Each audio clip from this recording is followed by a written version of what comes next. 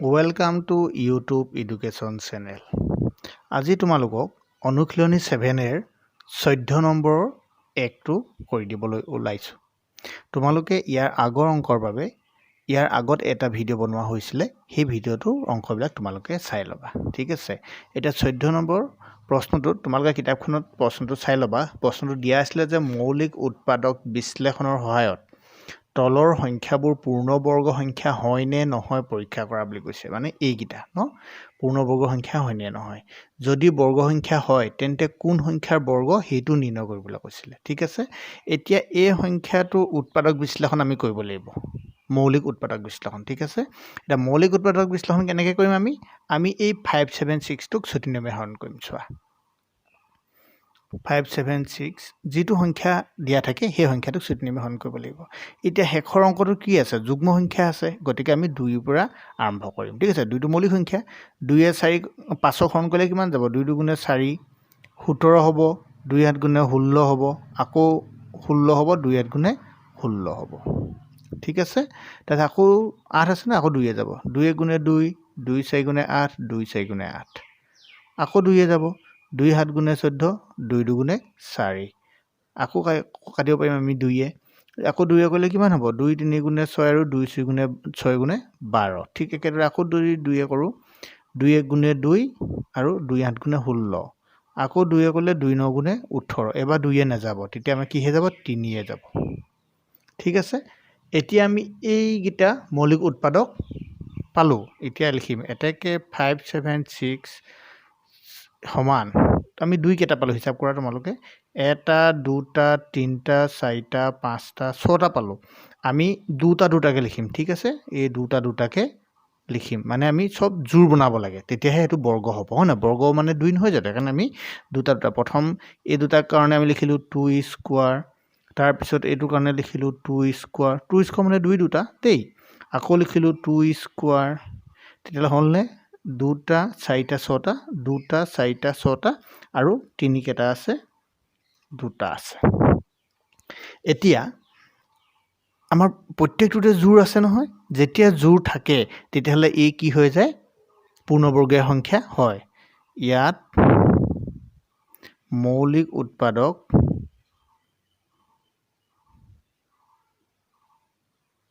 বোৰৰ জোৰ আছে।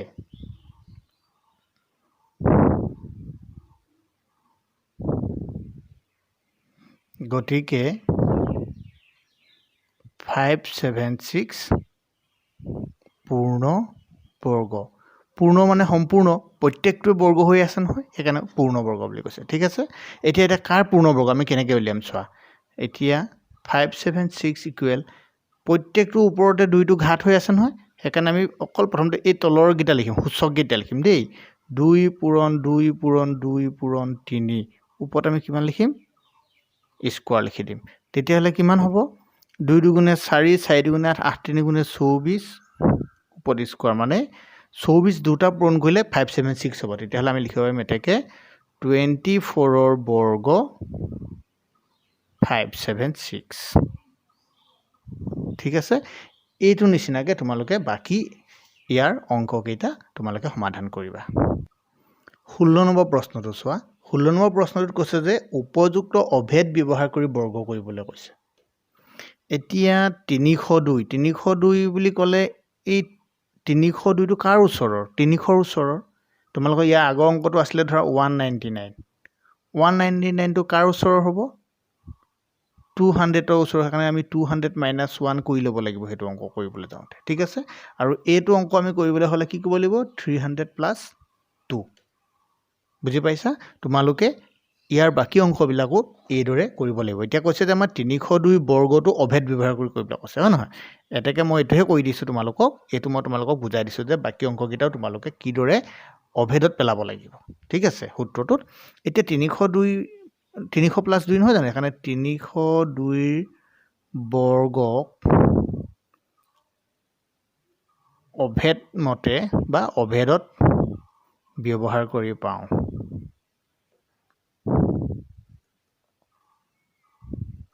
এতিয়া কি কৰিবা? 300 + 2 তাক বৰ্গ কৰি দিব লাগে। এতিয়া এইটো আমাৰ কোনটো অভিধাত পৰিলে এইটো আমাৰ a + b হোল স্কোয়াৰত পৰিলে নহয় এইটো a 300টোক যদি আমি a বুলি ধৰো 2টোক b বুলি ধৰো তাহলে a + b হোল স্কোয়াৰ হতো তোমালোকে নিশ্চয় জানা তো আমি এটা লিখি দিব লাগে a স্কোয়াৰ a মানে হল তোমাৰ 300 প্লাস 2a a মানে হল 300 b মানে হল 2 প্লাস b স্কোয়াৰ মানে 2 স্কোয়াৰ এতিয়া আমি এইগিটা পূৰণ কৰাৰ পাছত গুটেটা আমি যোগ কৰি দিলে ইয়াৰ এনসাৰটো পাই যাম মই একেবাৰতে তোমালোকক লিখি দিছো ঠিক আছে এতিয়া ধৰা 300 দুটা পূৰণ কৰিলে আমি পাম 90000 পাম আৰু 2 দুগুণে 4 দুগুণে 1200 তাৰপিছত 2 দুগুণে 4 আৰু গুটেকিটা যোগ কৰিলে আমি পাম 91204 এইটো তাৰ উত্তৰ আৰু বাকি কিটাও তোমালোকে এই অংকটোৰ দৰে কৰি লবা ঠিক আছে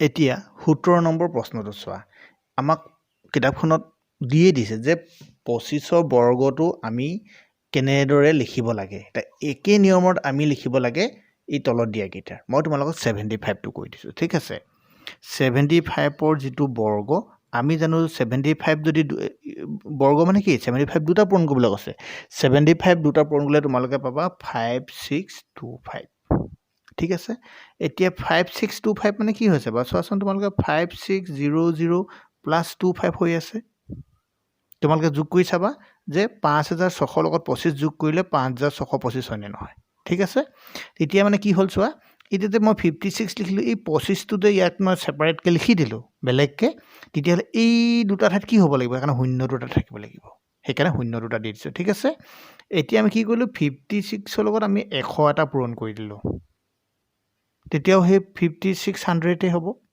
এতিয়া 56 মানে আমি জানো নহয় 8 7 গুণে 56 হয় নে নহয় তো 100 এটো ব্ৰেকেট দি দিয়া এই 56 টোৰ কাৰণে প্লাস 25 এনেদৰে আমাক লিখিবলৈ কৈছে ঠিক আছে মই বেছিকে তোমালোকক ভাঙি দিছো আৰু তোমালোকে এনেকে বেছিকে ভাঙি কৰিবা তেতিয়া তোমালোকক বুজাত সহজ হ'ব আৰু যেতিয়া তোমালোকে বহুত এক্সপাৰ্ট হৈ যাব পঢ়া হৈ যাব তেতিয়া এই 75 স্কয়াৰ ইকুৱেল টু ডাইৰেক্ট এইটো লিখি দিব পাৰিবা কিতাপত দেখুৱাৰ দৰে ঠিক আছে বাকি কিটা তোমালোকে নিজে কৰি লবা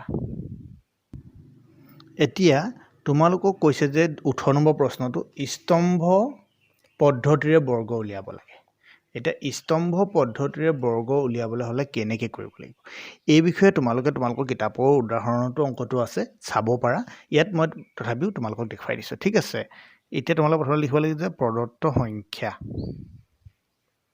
প্ৰদত্ত সংখ্যা কিমান আছে 3 আৰু 4 আছে হয়নে ইয়াত এই প্ৰথমটোক আমি x বুলি ধৰিম আৰু পিছৰটোক আমি y বুলি ধৰিম ঠিক আছে এতিয়া ইয়াৰ পিছত কি হয় তোমালোকে চাবা আমি প্ৰথমতে এতিয়া ঘৰ এটা বনাব লাগিব তোমালোকে এনেকৈ ঘৰ এটা বনাবা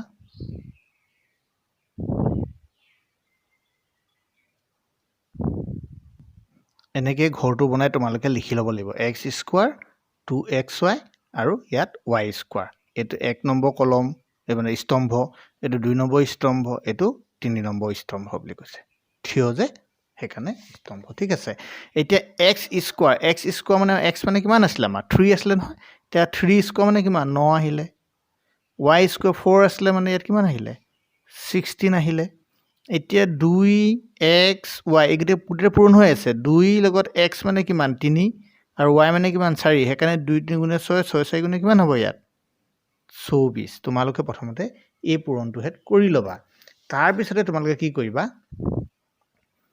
ইয়াত যে তোমালোকৰ থাকিলে এই 6 টো এই প্ৰথম এটা অংকক এনেকে তোমালোকে কি কৈ দিবা অকল এটা দেই চিন দি দিবা প্ৰথমটো ৰাখি থবা তাৰপিছত ইয়াত 1 এটা থাকিলে না বাকি সেই 1 টো তোমালোকে কি কৰিবা এই 24 লগত যোগ কৰি দিবা যেতিয়া যোগ কৰি দিবা তোমালোকে এটো কিমান পাবা 4 1 5 আৰু 2 25 পাবা একে যোগ কৰি দিবা তোমালোকে যেতিয়া 25 পালা তেতিয়া হলে ইয়াতো আকৌ এটা লবা অংক ঠিক আছে ইয়াত কিমান থাকিলে তেহলে 2 থাকিলে এই 2 টো এই 9 লগত তোমালোকে কি কৰি দিবা যোগ কৰি দিবা তেলে কিমান পাবা তোমালোকে 9 2 11 পাবা এতিয়া তোমালোকে কি কৰিবা 34 ৰ বৰ্গ সমান ইয়াত এই 11 দুইটা লবা তেতিয়া একবাৰ হেখৰ যে সেই কাৰণে 11 টো লিখিলা ইয়াত 5 টো লিখিলা ইয়াত এই 6 টো লিখিলা আৰু ইটোৱে তাৰ হল বৰ্গ তোমালোকে এনেদৰে বাকি অংকগিটা কৰি লবা ঠিক আছে আৰু তোমালোকে 34 দুটা পূৰণ কৰি চাবা এটো ওলাই নে নোলাই ঠিক আছে এতিয়া তোমালোকে 19 নম্বৰ প্ৰশ্নটো চোৱা 19 নম্বৰ প্ৰশ্নটোত আমাক কৈছে যে তলত কেইটামান পাইথাগোৰীয় ত্ৰয় মানে হ'ল তিনিটা, মানে ইয়াত তিনিটা থাকিব লাগিব, ইয়াৰে এটা আমাক দি দিছে মানে দেই। প্ৰতিটোৰে আটাইতকৈ সৰু সংখ্যাটো দিয়া আছে বুলি কৈছে, আৰু এই 20টোৱে তাৰ কি হয় সকলোতকৈ সৰু বুলি কৈছে। এতিয়া পাইথাগোৰীয় ত্ৰয় কেইটা নিৰ্ণয় কৰা, মানে বাকী দুটা, মানে টোটেল তিনিটা উলিয়াব কৈছে। ত্ৰয় মানে ইয়াত যে তোমালোকক কৈছে ত্ৰয় মানে হ'ল তিনিটা। ইয়াত আমাৰ এটা দিয়া আছে আৰু আমি দুটা উলিয়াব লাগিব, ঠিক আছে। এতিয়া তোমালোকক ইয়াতে পাইথাগোৰীয় ত্ৰয় যেতিয়া উলিয়াব দিব, তাত তোমালোকে কি সূত্ৰ ধৰিবা? এতিয়া সূত্ৰ এটা লাগিব নহয়। সদায় পাইথাগোৰীয় ত্ৰয়ৰ হ'বলৈ হ'লে তোমালোকে প্ৰথমতে এটা টুৱাইচ এন, এটা তাৰ উত্তৰ, এটা হ'ল n² - 1 আৰু এটা হ'ব n² + 1, এই তিনিটা। এইখানে এই তিনিটা আমাৰ উলিয়াবলৈ কৈছে, ঠিক আছে। আৰু ইয়াত এনেকুৱা হয়, এইটোৰ লগত তোমালোকে এইটো যদি যোগ কৰি দিয়া বৰ্গটো, তেতিয়াহ'লে এইটো পোৱা যাব। মানে পাইথাগোৰীয় ত্ৰয় মানে ধৰা এইটো ত্ৰিভুজৰ নিচিনা হ'ব লাগিব নহয়, এইটো বুজি পালানে? তো ইয়াত এইটো আমি কৰ্ণ এডালক কওঁ, হয় নহয়? এডালক লম্ব কওঁ, এডালক ভূমি কওঁ। এতিয়া ইয়াত আমি পাইথাগোৰাছৰ সূত্ৰ মতে কি আছিলে আমাৰ? কৰ্ণ স্কোৱাৰ যোগ ভূমি স্কোৱাৰ যোগ লম্ব স্কোৱাৰ, নহয় জানো?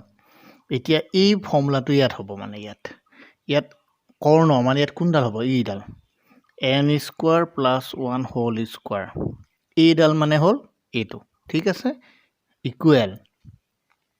এতিয়া সৰু ধৰা এইডালকে সৰু বুলি ধৰিলোঁ, নতুবা এইডাল সৰু বুলি ধৰিলোঁ, তেতিয়াহ'লে এইডাল হ'ব কিমান? এইডাল হ'ব n² - 1 হোল স্কোৱাৰ হ'ব, যোগ তেতিয়া লম্বডালকে সৰু বুলি যদি ধৰা তেতিয়াহ'লে হ'ব 2n হোল স্কোৱাৰ। এতিয়া ধৰা এইটো সৰুটো আৰু তাতকৈ অকণমান ডাঙৰটো ধৰা, এই দুটা যদি আমি বৰ্গ কৰি যোগ কৰি দিওঁ, তেতিয়াহ'লে এই ডাঙৰটো অকলে তাৰ সমান হ'ব বৰ্গটো।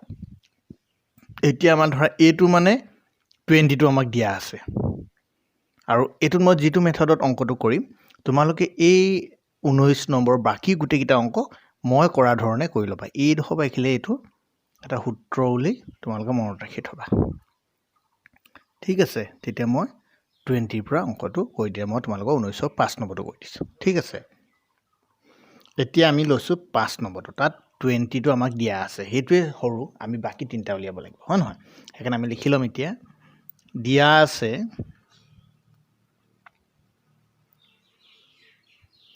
পাইথাগোৰীয়, আমি যে পাইথাগোৰাছ কৈছিলোঁ সেইজনে এইজন দেই, পাইথাগোৰীয় ত্ৰয়টোৰ সৰু সংখ্যাটো সমান 20। তিনিটা আছিলে, ত্ৰয় মানে তিনিটা, তাৰে আমি সৰুটো 20টো লৈছোঁ। তেতিয়াহ'লে সৰুটো বুলি ক'লে তেতিয়াহ'লে আমি কোনটো ধৰিছিলোঁ? মই তোমালোকক ইয়াৰ আগৰ সূত্ৰত দেখুৱাইছিলোঁ যে টুৱাইচ এনটোকে যদি আমি সৰু বুলি ধৰোঁ, তো টুৱাইচ এন ইকুৱেল কিমান হ'ব? 20 হ'ব। তেতিয়াহ'লে n ইকুৱেল এই দুইটো ফালে পূৰণ হৈছে, এইফালে গ'লে হৰণ হ'ব নাই? 20/2 ইকুৱেলটো কিমান হ'ব? 10। আমি n টো 10 পাই গ'লোঁ। তাৰপিছতে এটা আছিলে আমাক কি উলিয়াব লাগে? n² - 1 উলিয়াব লাগে। এতিয়া n² - 1 উলিয়াব যাওঁতে আমাৰ n মানে আমি এতিয়া কিমান পালোঁ? 10 পালোঁ। চ' ইয়াত এতিয়া কিমান হ'ব? 10² - 1। 10² মানে কিমান? 100 বিয়োগ 1 মানে কিমান? 99। তাৰপিছতে আৰু এটা আমি উলিয়াব লাগে, সেইটো কি আছিলে? n² + 1 উলিয়াব লাগিছিলে, n² + 1। এতিয়া n মানে হ'ল আমাৰ 10², এতিয়া +1, এতিয়া কিমান 100 হ'ব, +1 মানে হ'ল 101। এতিয়া আমি সূত্ৰটোলৈ যাবগৈ লাগিব। এতেকে সূত্ৰটো কি আছিলে? n² + 1 whole square is equal n² - 1 whole square যোগ 2n হোল স্কোৱাৰ। এতিয়া তোমালোকে কি কি পালা ইয়াত পাতিবা। n² + 1 মানে তোমালোকে পাইছা 101 পাইছা, আৰু তাত স্কোৱাৰটো দি দিব লাগিব, ইকুৱেল n² - 1 মানে তোমালোকে চাবা ইয়াত আমি 99 পাইছোঁ, চ' 99ৰ বৰ্গ, ওপৰ স্কোৱাৰটো আছে, আমি এই মাজৰখিনি মানহে লিখিছোঁ, যোগ টুৱাইছ n এতিয়া আমি টুৱাইছ n ইকুৱেল কিমান পালোঁ টুৱাইছ n মানে আমি n ইকুৱেল যেতিয়া কিমান পাইছিলোঁ আমি চোৱাচোন টুৱাইছ n ইকুৱেল আমাৰ দিয়াই আছিলে টুৱাইছ n ইকুৱেলটো আমাৰ 20 আছিলে হয় নহয় চ' ইয়াত কিমান হ'ব এতিয়া 20 স্কুৱেৰ এতিয়া আমি কি কৰিব লাগিব আমি গোটেইকেইটা লিখিব লাগিব এতেকে পাইথাগোৰীয় এতেকে ত্ৰয় কেইটা হল বুলি লিখিলে হল এতেকে ত্ৰয় কেইটা হল এতিয়া প্ৰথমটো সূত্ৰৰ মতে কিমান আছিলে টুৱাইছ n হ'ব লাগে আৰু টুৱাইছ n আমাৰ কিমান আছে 20 আছে সেইকাৰণে প্ৰথমটো লিখিবা 20 তাৰ পিছতো হ'ব লাগিছিলে n স্কয়াৰ - 1 n স্কয়াৰ - 1 মানে আমাৰ আছে 99 সো আমি লিখিম ইয়াত এটা 99 লিখিম আৰু এটা আসলে আমাৰ কিমান আসলে n square plus 1 n square plus 1 মানে আমি কিমান পাইছিলো 101 পাইছিলো নাই তো 101 এই গিটা হল তাৰ উত্তৰ এইদৰে তোমালোকে বাকি গিটাও অংক কৰি পেলাবা ঠিক আছে এতিয়া 22 নাম্বাৰ তোমালোকে 21 নাম্বাৰটো ইয়া আগত মই অংক কৰি দিছো সেই 21 নাম্বাৰটো আমাৰ কোনটো অংকৰ নিচিনা একেবাৰো আমি কৰা 14 নম্বৰ অংকৰ লগত আমাৰ 21 নম্বৰ অংকখিনি একেই তোমালোকে সেই 14 নম্বৰ অংকখিনি নিচিনাকে 21 নম্বৰ অংকখিনি কৰিবা এতিয়া হল 22 নম্বৰ প্ৰশ্নটো তোমালোকে পঢ়া তাত দিয়া আছে যে তলৰ সংখ্যাবোৰক আটাইতকৈ সৰু কি সংখ্যাৰে পূৰণ কৰিলে পূৰণ ফলটো এটা পূৰ্ণবৰ্গ সংখ্যা হ'ব বুলি কৈছে এতিয়া আমাক কৈছে যে 600 টো কোনো এটা বৰ্গ সংখ্যাৰ বৰ্গ নহয় তো ইয়াক কিমান এটা ইয়াৰ লগত পূৰণ কৰিলে উৎপাদক এটা পূৰণ কৰিলে আমি এটো পূৰ্ণ সংখ্যা বা পূৰ্ণবৰ্গ সংখ্যা বনাব পাৰিম তো তেতিয়া হলে ইয়াত আমি চাম প্ৰথমতে আমি কি কৰিব লাগিব এই 600 টোক 40 নিয়মে হৰণ কৰি তাৰ পৰা আমি ইয়াৰ উৎপাদকখিনি উলিয়াব লাগিব ঠিক আছে মই একেবাৰতে কৈ দেখাইছো তোমালোকক এতিয়া আমি যেটা 600 টোক 40 নিয়মে হৰণ কৰিছিলো তেতিয়া আমি পালো এটা উৎপাদক প্ৰথমতে 2 এককত শূন্য আছে যে সেইকাৰণে আমি 2 পৰা আৰম্ভ কৰিব পাৰিছো 2 হৰণ কৰিলে 300 বাৰ যাব আকৌ 300ক 2 কৰিলে 150 বাৰ যাব 2 আকৌ 150ক কৰিলে 75 বাৰ যাব আকৌ 3 যেতিয়া 75 হৰণ কৰিবা তেতিয়া হলে কিমান হ'ব 3 দুগুণে 6 হাতৰ পৰা 6 গলে 1 থাকিলে কাৰণে 15 হল 3 5 গুণে 15 আকৌ 5 কৰিলে 5 5 গুণে 25 এতিয়া আমি লিখিব লাগিব এতেকে 600 ইজ ইকুৱেল আমি সব জোৰকে লিখিম ঠিক আছে যিবিলাক নাই থকাবিলাক আমি জোৰকে লিখিম ইয়াত চোৱাচোন তোমালোকে 2 দুটা আছে এখানে 2 স্কয়াৰ পূৰণ 5 দুটা আছে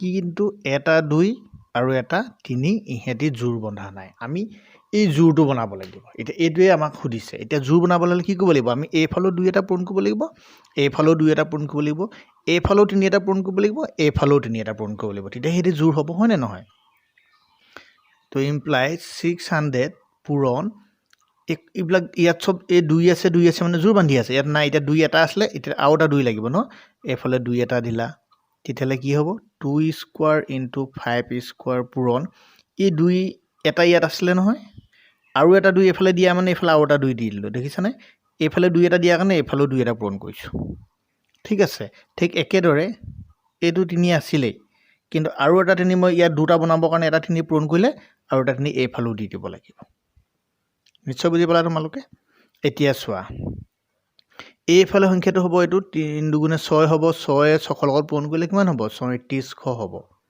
সমান ইয়াত 2 স্কয়াৰ হৈ গ'ল 5 স্কয়াৰ হৈ গ'ল আৰু 2 দুগুণ এটো 2 স্কয়াৰ হৈ গ'ল আৰু 3 দুটা কাৰণে এটা সব জোৰ বান্ধি গ'ল দেখিলা তো এটা কি কৰিব লাগিব আমি সবৰে পাৱাৰটো কমন লৈ লম তে অকল তলৰ সূচক গিটা পাতি দিবা হৈ গ'ল এতিয়া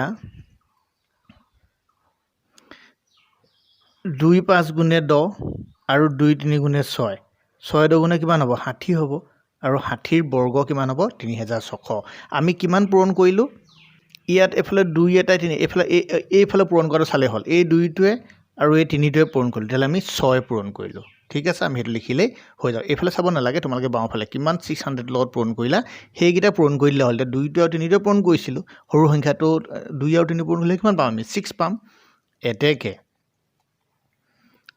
600 টো পূৰ্ণবৰ্গ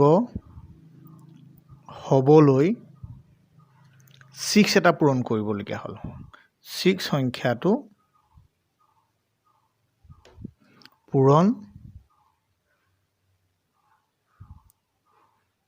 কৰা হল এতেকে এই 60 ৰ বৰ্গ আমি আখৰে নেলিখি ওপৰত বৰ্গ চিহ্নটো দি দিছো ইকুৱেল আমি পালোঁ কিমান সেই যে ওপৰতে পাইছিলোঁ মই 3600 এইটোৱে তাৰ উত্তৰ এনেদৰে তোমালোকে বাকীকেইটা কৰি দিবা ঠিক আছে এই অংকটোত আমি দুয়োফালে পূৰণ কৰিছোঁ হয়নে ইয়াৰ পাছত 23 নম্বৰ অংকটোত ধৰা এইফালে আমাক 2 এটা এইটো চোৱা 2 আৰু 3 এটা এইফালে আমাৰ বেছি হৈ আছে তেতিয়া কি কৰিম আমি এইফালেও 6 এটা হৰণ কৰি দিম এইফালেও 6 এটা হৰণ কৰি দিম তেতিয়া আমাৰ কি হৈ যাব তাৰ বৰ্গটো ওলাব এই ইয়াৰ এই 6টো আমি নাইকিয়া কৰিব কাৰণে আমি চাওঁ 23টো কেনেকৈ কৰে চোৱা এতিয়া 23 নম্বৰটো চোৱা একেই আগৰ অংকটোৰ দৰে আমি ছুটিনিমে হৰণ কৰি ইয়াৰ উৎপাদককেইটা উলিয়াই লওঁ তেতিয়াহ'লে আমি কিমান পালোঁ 405 ইকুৱেল আমি জোৰ কৰিম বুলি কৈছিলোঁ নহয় তেতিয়াহ'লে 3 দুটা আছিলে কিন্তু 5 এটা অকলশৰীয়াকৈ আছিলে সেইকাৰণে কি নহয়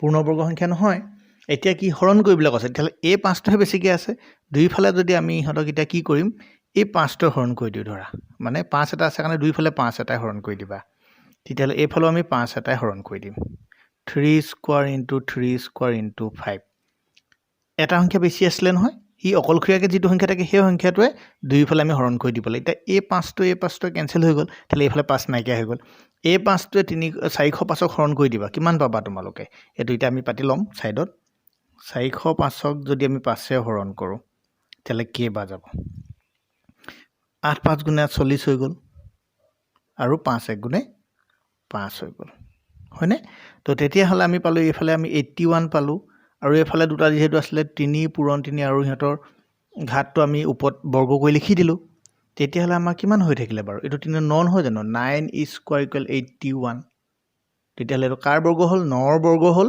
আৰু ইয়াক কিমান হৰণ কৰিবলগীয়া হ'ল এটা সৰু সংখ্যা 5এৰে হৰণ কৰিবলগীয়া হ'ল এতেকে সৰু সংখ্যা 5ৰে হৰণ কৰিলে